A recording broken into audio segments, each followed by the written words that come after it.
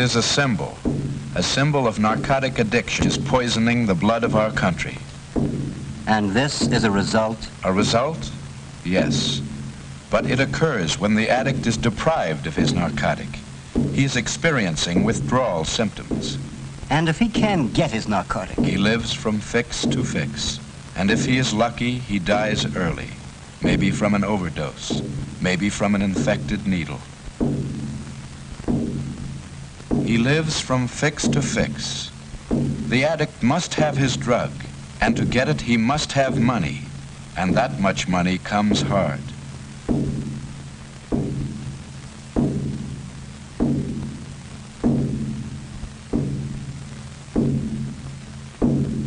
And this girl? The same, always the same. Vice feeds on vice. And in the end, life has been a tortuous search from day to day. But can't we help him? We try, but he's long past the point of no return.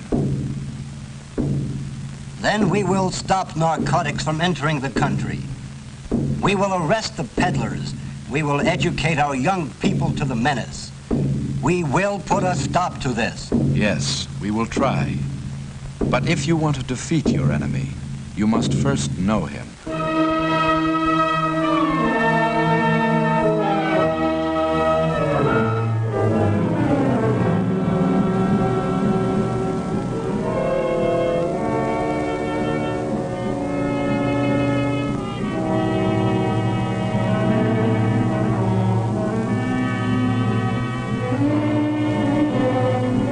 This is a shooting gallery, a room where addicts come to inject their narcotic and must wait their turn to use the needle. Then all these people are addicts? Some are, some aren't. All will be. For one, it may take 5 shots, for another 50, but the narcotic will be mastered.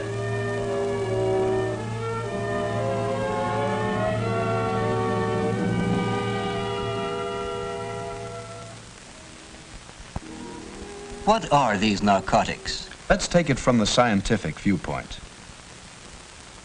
There are 3 general classifications of narcotics as defined by law: the opiates, the synthetic drugs, and the cocaine-marijuana group. The opiates, grown and processed almost exclusively in foreign countries, include opium and its 2 derivatives, morphine and heroin.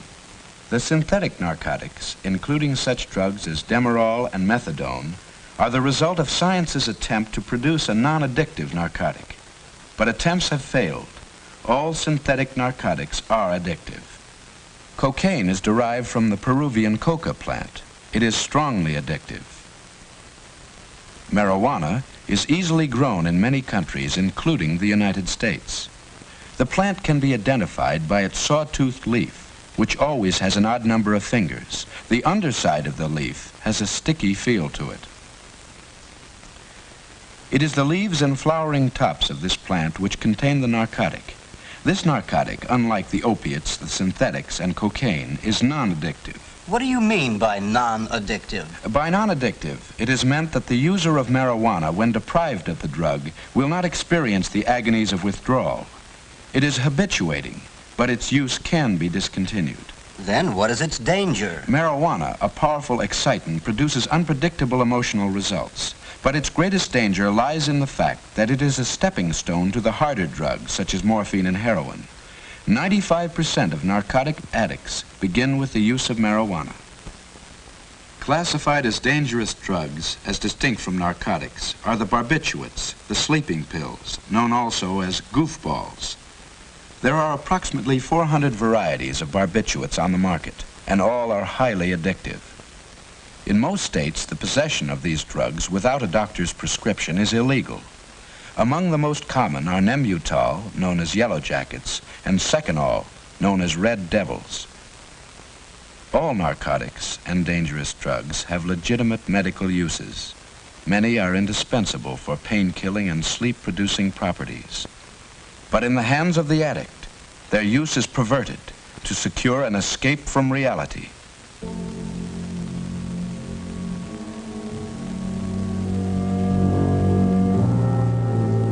How about this man? What narcotic is he addicted to?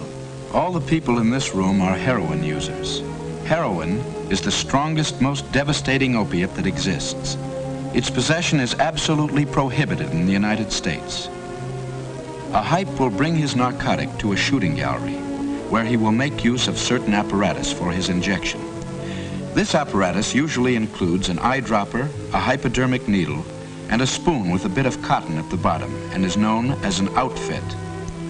The heroin in powder form is placed in the spoon, water is added, and the narcotic is made to dissolve.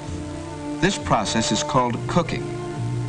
After it has been cooked, the heroin is drawn into the eyedropper through the wad of cotton, which acts to strain out some of the impurities. It is then ready for injection directly into a vein. But aren't they careful to sterilize? No. Either because of ignorance or to save time, no precaution is taken. Thus, any communicable disease of one hype may be directly transmitted into the bloodstream of another. For other narcotics, there are other methods of administration.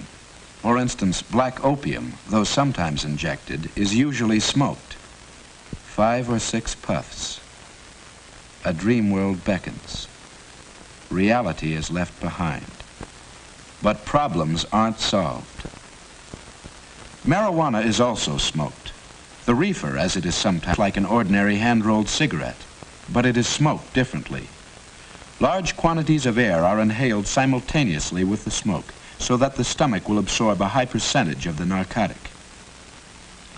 Marijuana is the most prevalent narcotic among juveniles. The pattern of escape is established. Many then try heroin. The step to narcotic addiction is short. The barbiturates are usually taken orally. This group is classified as the dangerous drugs and is so named as a reminder to the user that they are addictive.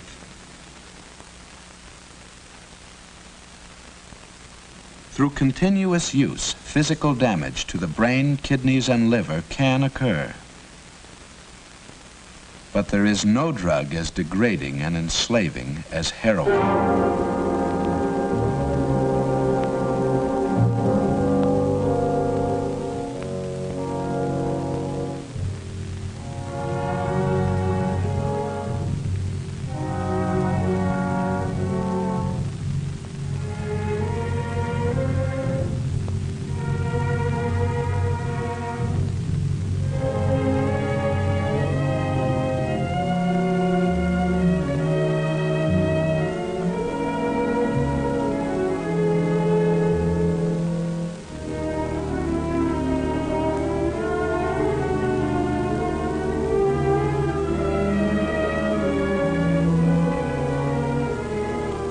Look at those marks.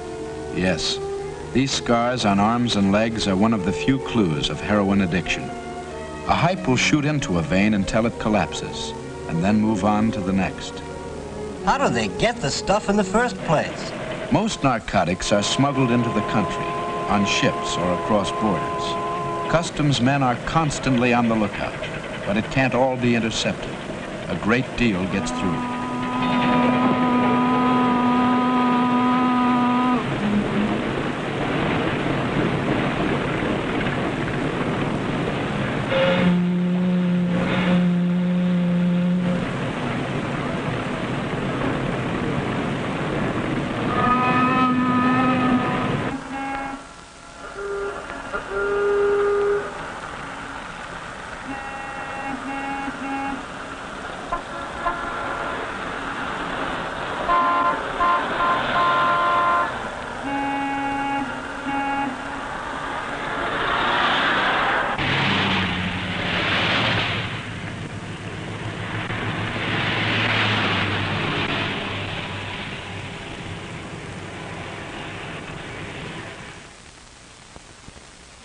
Narcotics are a multi-million-dollar business. An ounce of heroin costing $30 in Europe is worth $300 upon crossing the United States border. And then the profits really start. As the narcotic is passed from the big dealers to the smaller dealers, and finally to the retailers, it is diluted and rediluted until finally from the original ounce of heroin, anywhere from 5 to 10 ounces have been produced. This dilution process is termed cutting and is usually done with milk sugar. Ounces are cut and made up into gram packages known as bindles or papers and sold to retailers who recut the bindles and package the narcotic into capsules. These capsules, containing a low percentage of heroin, can bring from $3 to $5 apiece. Though the amount of narcotic per unit weight decreases with each dilution, the price does not decrease proportionately. The original ounce of heroin, bought for $30, has a possible retail value of $3,000. Marijuana is both smuggled across and grown within our borders. The leaves and flowering tops of the plant, ground to the consistency of pipe tobacco, are sold by the can or as cigarettes, costing from 50 cents to $1 apiece. The cigarettes are rolled in a double wrapping of brown paper, though the more fragile white paper is sometimes used for the purpose of camouflage. Because marijuana is not as profitable as heroin, and because it is only habit-forming, narcotics peddlers or pushers try to convert the youthful marijuana user to the addictive, expensive, profitable heroin. Who are your addicts? People of all races and professions, the privileged and the underprivileged. How do they start? They usually start out young, maybe on a dare, maybe to follow the crowd. Many begin with marijuana and the pattern of escape is established. They then graduate to the harder drugs, the addictive drugs, for bigger kicks, and soon they are hooked. $5, $10, $20 a day. How do they get the money? Narcotics breed a desperate race of men.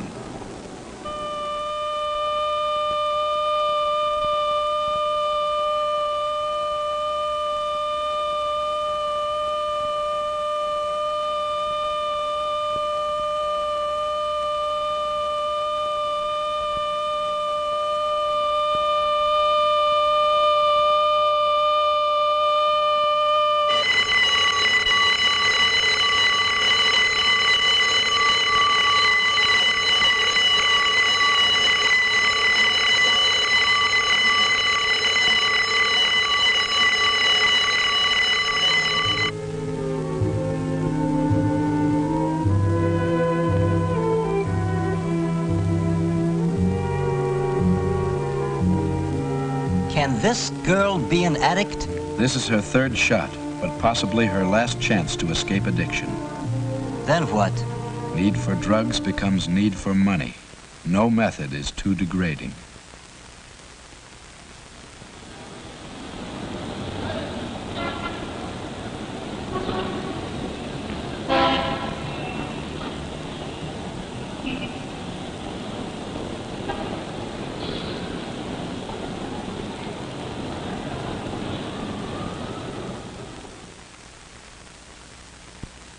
There may be 10,000 women and 30,000 men in this city who are drug addicts. Each perhaps will initiate at least one new person to the use of narcotics. Well, what are we doing about it? If we can't prevent narcotics from entering the country, we've got to crack down on every peddler. Sure, that's what we should do.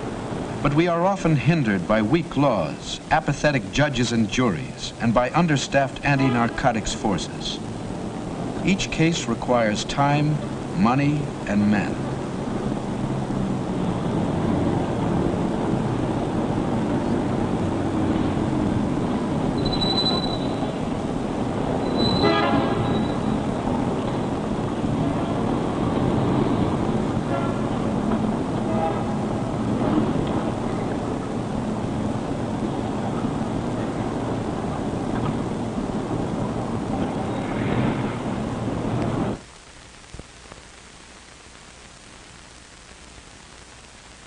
Stand by.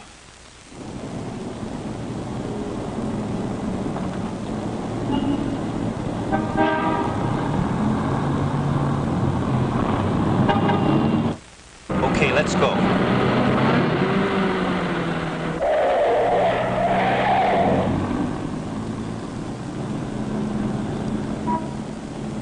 The law states that possession of narcotics means that the suspect either has the drug on his person or that it was directly under his control at the time of arrest. Here, both officers saw this man throw the suspected narcotic.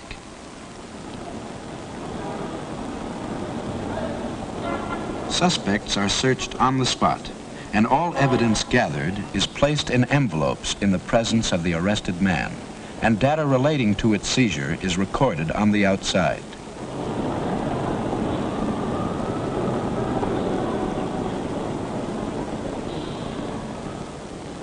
There must always be at least 2 officers on an arrest, so that there will be a corroborating witness.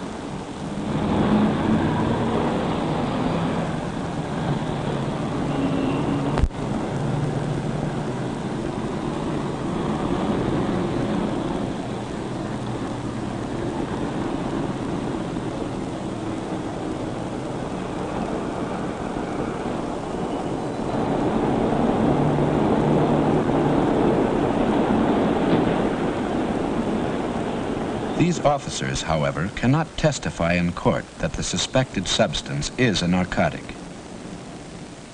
The confiscated material must be examined by a chemist who will later testify as to his findings. So we catch the pushers, but the problem doesn't end there.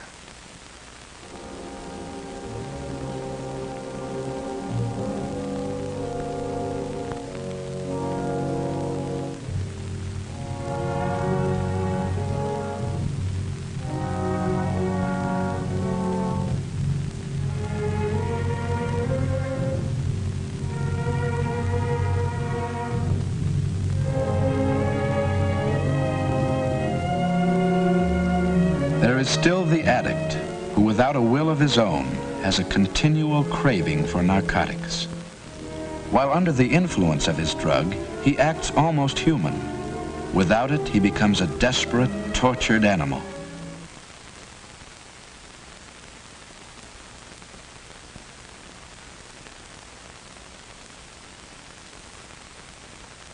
But can these people be cured? Physically, yes. Mentally, there is no known permanent cure. Deprived of narcotics, the addict will undergo withdrawal symptoms for about 6 weeks. At the end of this period, his body will no longer need the drug, but the psychological need remains. Elaborate precautions must be taken to prevent the passage of narcotics into prisons. Double fine mesh screens and a careful search of all articles intended for prisoners do much to discourage smuggling.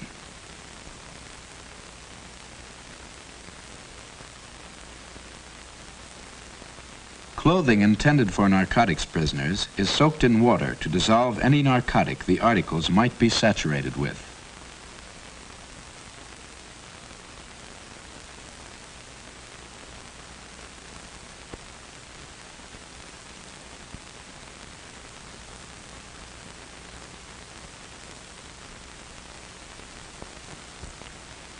Now that he knows, now that the suffering is over, doesn't he realize the hell that awaits him if he slips back? Yes, he realizes it, and he'll fight. But the addict is not fit for such a fight. Narcotics have weakened his character, deteriorated his will. He may stay off a day, a month, a year, or more. But 99 out of 100 slip back. Back to 1 capsule a day, 2 capsules, 4 capsules. Back to $5 a day, $10, $20. Back to prostitution, armed robbery, jail. Back to the desperate race of men.